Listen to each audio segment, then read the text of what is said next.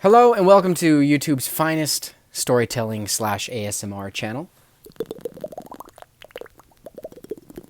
I've got a real treat for you guys today. I have everything I need for a perfect video. I have my Ace Ventura wig made out of cotton candy. I have one beer, superb lighting, and a list of the craziest and creepiest stories and encounters that I have experienced in the workplace. It's gonna get crazy. All right, so here we go. This first story I refer to as Pterodactyl, and that's a very offensive title once you hear the story, but it's a great way to remember what happened. Here it goes. I was at the movie theater, okay? Most of these take place at the movie theater because that's pretty much the only job I had for most of my life. So here's what happened. I'm in the lobby. It's super busy, Friday night. This is like, to set the scene, this is like 1 week after there was a movie theater shooting that like shook the nation. Everybody, it was kind of weird. After that happened, part of me felt like going to work was like, wait, we're still doing this movie theater thing? I thought movie theaters were canceled. Like it really, you get that vibe. Like you forget, oh, we still have to go back to movie theaters after what happened.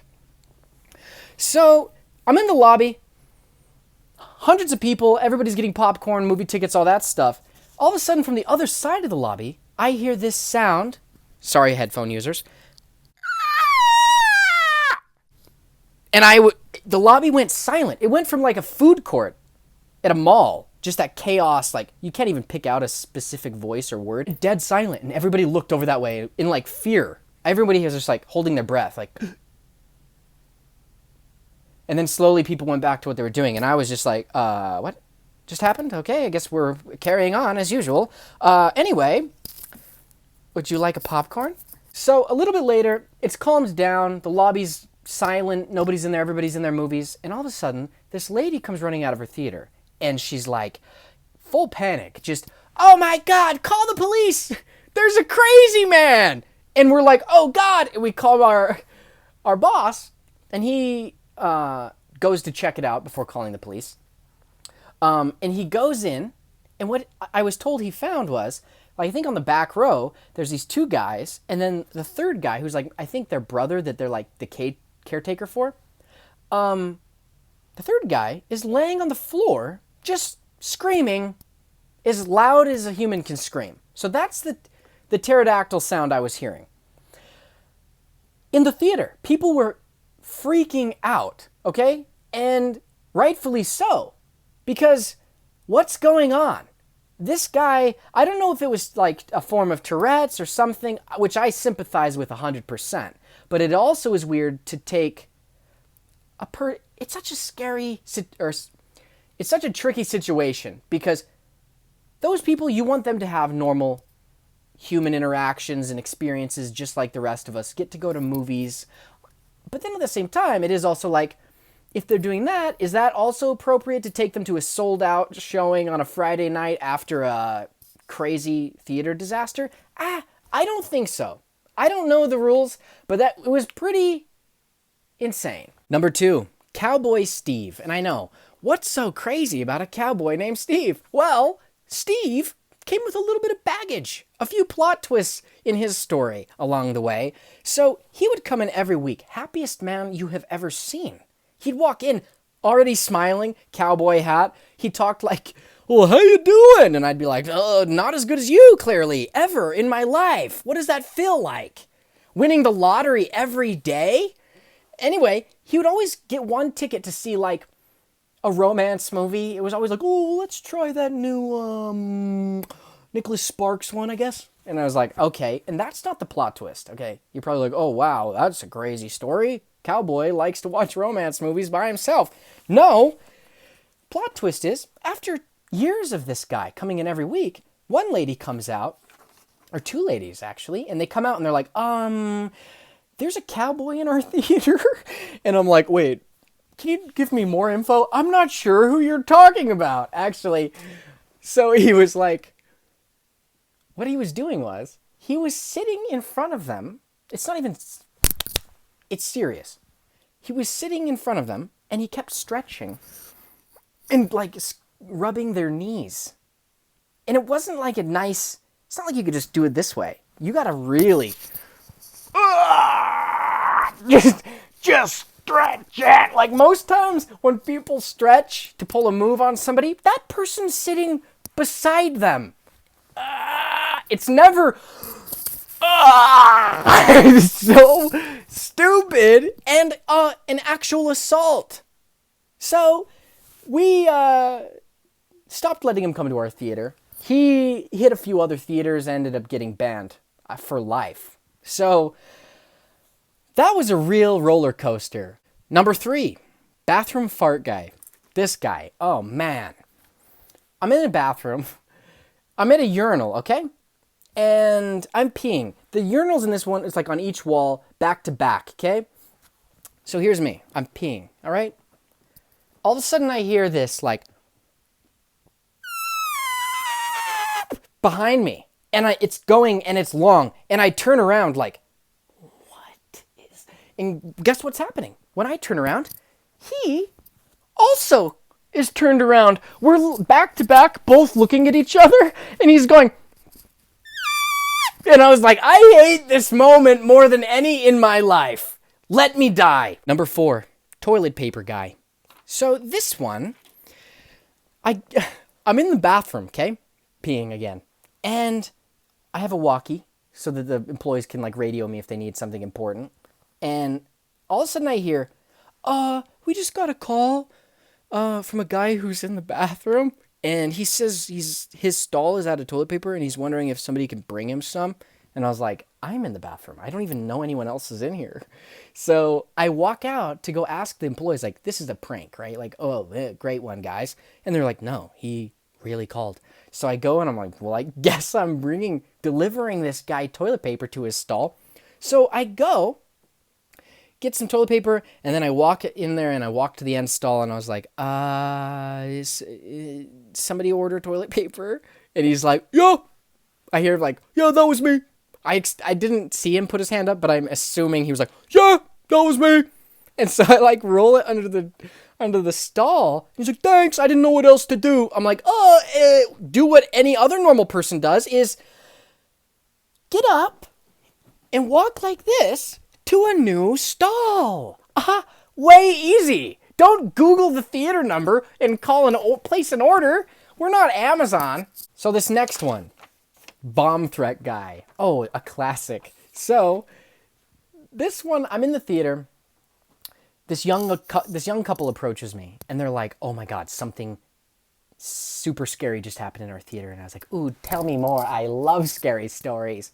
And they were like, so this guy is in the back, on the back row, and he's wearing a winter coat, a hat pulled down low over his eyes, and holding a backpack in his lap, watching the movie. Already, that's pretty suspicious. And then they're like, halfway through the movie, he gets up, sits the bag down on the floor, pushes it under his chair, and leaves. And then they're like, and they were telling me they had an argument between the two. One of them was like, that's a bomb. And the other's like, no, he's just going to the bathroom. And then they're like, no, that's a bomb. And then they checked their time. And they're like, he's been gone for 20 minutes. It's a bomb. So they leave and they tell me. So I'm like, oh, so the bomb's still in there. Yeah, I'll go get it. So I call my boss and he's like, hey, just go grab the bag out of there. And I was like, okay, I've seen the Hurt Locker. I can do this. All right. So I go in and I go up to the bag and I'm grabbing it. And as I literally touch the backpack strap on it, I look up and I see this just family of 5 sitting there. And I was like, I'm not going to be the guy that detonates this and ruins this whole show. That would be on me. I would take full responsibility. So I called my boss. I'm like, I'm not doing it. Okay. And he was like, in his defense, he wasn't making a bad call. We just didn't give him enough info about how actually suspicious it was. It was more like, yeah, a guy left a backpack. People are scared. And he was like, oh, just go get it. But truthfully, with all the details and the context, it was worth evacuating. So I had to evacuate everybody while the other manager turned the projector off. I was like, walked up to each one. I was like, hey, I'm going to have to ask you to leave because you're in the blow radius. And they were like, oh, okay. So we evacuated it, called the police. The police came, and about 30 minutes later, in comes the guy. He's now been gone for like 45 minutes. He comes in, wearing his coat and hat.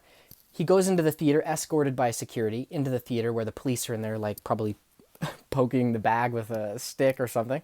And I'm kind of eavesdropping, trying to get some details. This guy came straight from the airport in a rental car, drove straight to our theater, and decided to leave his bag in there, and then he was off getting lunch. Who goes to a movie and then 20 minutes in is like, I'll go get lunch. I'll leave my bag here, though. What? So I asked the cops after he leaves, so what was in the bag? And they're like, just pretty standard stuff for somebody who's mentally ill. And I was like, oh, so newspaper clippings, Barbies with the heads cut off, and a dead bird. And the most surprising thing in that story is that what was in that bag wasn't a bomb. Part of me really thinks that this guy came from the airport with a bomb.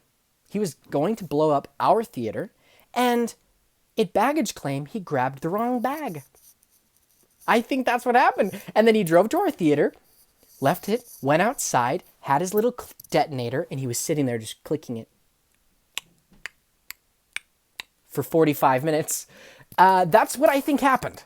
Up next, Puke Lady. Yes, I hope this lady watches this and knows that I called her Puke Lady. And in my mind, that's all she is. Her driver's license, Puke Lady. So, this lady comes up to me in the lobby. She's like, hey, there's a puke pile in the bathroom and the hallway. And I was like, oh yeah, I'm fully aware of it. I've already sent some employees to go clean it. She's like, no, you don't understand. It's everywhere. And I'm like, I got that. I understand that. And they're on their way to clean it. She's like, no, you don't get it. It's all over the bathroom, walls, floor. And I was like, yeah. And she's like, are you just understaffed? I was like, I explained to the lady. I was like, no, we're not understaffed. There's 600 customers in this building, and there's 10 employees. The chances of a customer, you, finding the puke before us is very likely. I'm sorry you had to find it, but we're not understaffed. We're actually on our way to clean it right now. And she's like, nah, you know what? Just come with me. And I was like, what? What is happening? So I follow her down the hall, around the corner, so she can show me the puke. Because I just can't comprehend this puke. And, oh, guess who's there? Cleaning the puke. The ushers. Wow, they're already on it. And she's like, see, it's all over the floor. I'm like, yeah, I see it. Because it's being cleaned. And then she's like, come with me. She leads me into the women's restroom. And she's like, see, it's all over here. I was like, yeah, what are you showing? Why am I on a puke tour? I don't like this. So then she's just like, she kept making these comments. Are you understaffed? I was like, should we catch your puke before it hits the floor?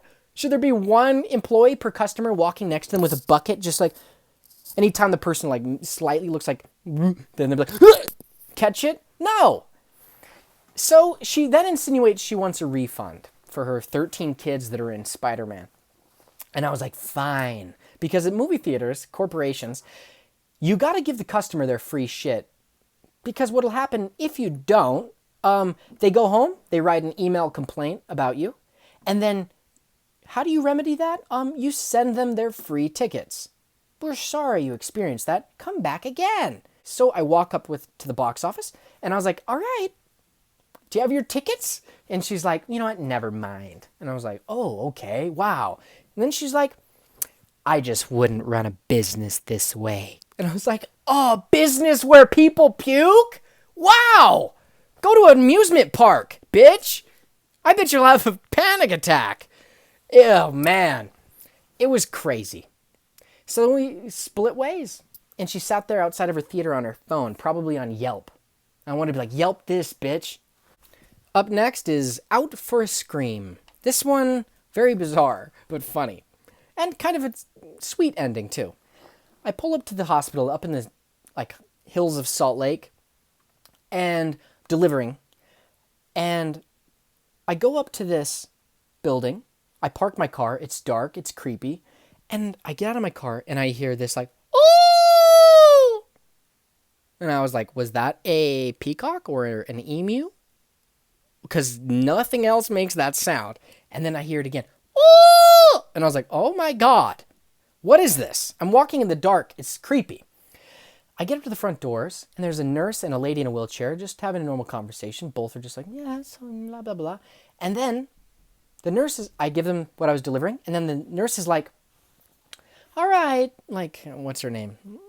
All right, Ruth, we got to go in now. And then the lady's like, okay. And then I turn around, and then I hear, oh!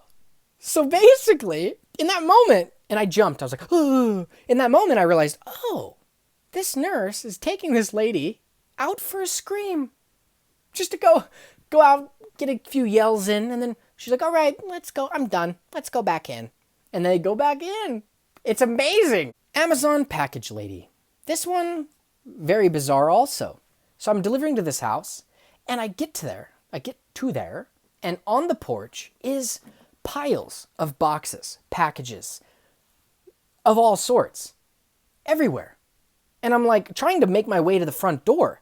And then I start to notice, oh, these aren't even opened packages. These are unopened. And then I'm looking at some of them like, oh, those are all water damaged packages, everything. And I'm like, wow, it hasn't rained in weeks. These packages have been on the porch for weeks. And then I call my boss and I'm like, this lady's dead. After she went on an online shopping spree, she's dead. And they're like, oh no, she just does that. And I was like, orders tons of packages and just doesn't open them? And they're like, yeah.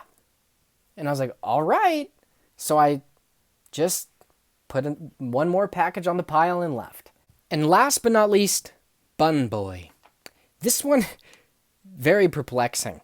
I am still baffled to this day. I have night sweats. I might see therapy about it. It's so bizarre. So one Friday night at the theater, a customer comes up to me and they're like, yeah, can I get a bun for my hot dog? And I was like, didn't they give you one? And they're like, no. And I was like, so in my mind, I was like, oh, they're trying to con us into giving an extra bun, probably because the hot dogs are this long and the buns are this long. So they're like, I didn't get a bun. And then they have two buns that cover the whole hot dog. That's what my train of thought was. And so I gave them a bun, sent them on their way. And the next weekend, another customer comes up to me and they're like, yeah, can I get a bun? And I was like, huh? What's happening? We give the buns with the hot dogs.